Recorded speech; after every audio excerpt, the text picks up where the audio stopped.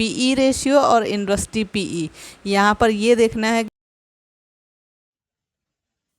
किसी स्टॉक में पैसे लगाते वक्त दो चीज़ें देखी जानी चाहिए, पहला है टेक्निकल और दूसरा है फंडामेंटल। तो फ्रेंड आज हम बात करेंगे फंडामेंटल एनालिसिस के बारे में कि फंडामेंटल एनालिसिस किस तरह से की जाती है। ठीक है, तो ए टू जेड फंडामेंटल एनालिसिस के बारे में आपको डिटेल में बताएंगे।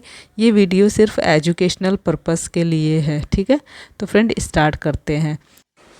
तो फ्रेंड फंडामेंटल एनालिसिस करने के लिए हम आ जाते हैं ग्रो की साइट पर। ठीक है, ग्रो की साइट पर आएंगे और यहाँ पर निफ्टी 50 के जो स्टॉक्स होते हैं हम उसी स्टॉक्स को ही देखेंगे। ठीक है, अदर स्टॉक्स को नहीं, क्योंकि निफ्टी 50 के स्टॉक्स काफ़ी स्ट्रॉन्ग होते हैं, बाकी के स्टॉक्स नहीं देखना है अगर हमें किसी स्टॉक में इन्वेस्ट करना है। तो रैंडमली ऐसे ही कोई भी स्टॉक को हम उठा लेते हैं। फ़िलहाल अभी देखते हैं मारुति सुजुकी कैसे इसका एनालिसिस फंडामेंटल एनालिसिस करते हैं। ठीक है, तो यहाँ पर देखिए ये ओपन हो गया मारुति सुजुकी का पेज। अब यहाँ पर देखिए ये फंडामेंटल दिख रहा है, थोड़ा सा नीचे आएंगे फंडामेंटल दिख रहा है।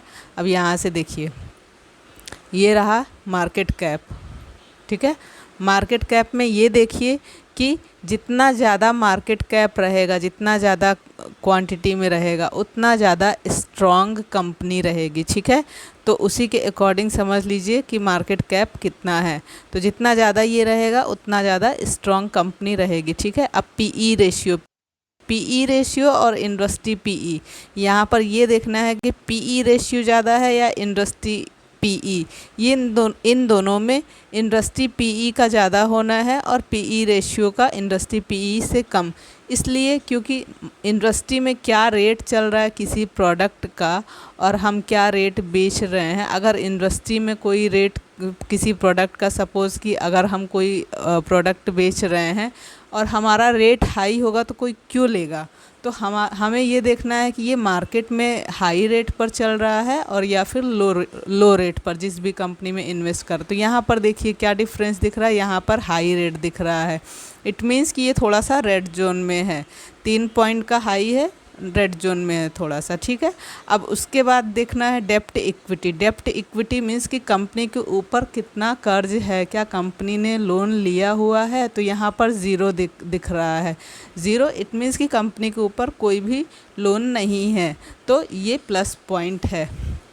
ROE return of equity, return of equity 12% से ज़्यादा होना चाहिए। यहाँ पर 15% है, 15.07, तो ये ठीक है। उसके बाद है EPS earning per share. Earning per share जब भी हो वो 50% से ज़्यादा हो, कुछ केसेस में 20-25% भी हो सकता है, लेकिन 25% या 20% से कम नहीं होना चाहिए। तो यहाँ पर अर्निंग पर शेयर 462 है, तो ये तो बहुत बेस्ट है। अब डिविडेंड देखना है कंपनी डिविडेंड देती है या नहीं। तो हाँ, ये कंपनी डिविडेंड देती है, तो इससे भी हमें प्रॉफिट होता है। ठीक है, तो ये चीज़ें भी देखना है कि हाँ कंपनी डिविडेंड देती है या नहीं। उसके बाद थोड़ा सा नीचे आएंगे। ठीक है, ये फाइनेंशियल पे आकर के देखेंगे रेवेन्यू, कंपनी का रेवेन्यू क्वार्टरली, ईयरली। तो ईयरली पर क्लिक करेंगे और देखेंगे कंपनी किस हिसाब से ग्रो कर रही है। तो यहाँ पर देखिए 2020, 2021, 22, 23, मतलब ये बढ़ते हुए क्रम में है।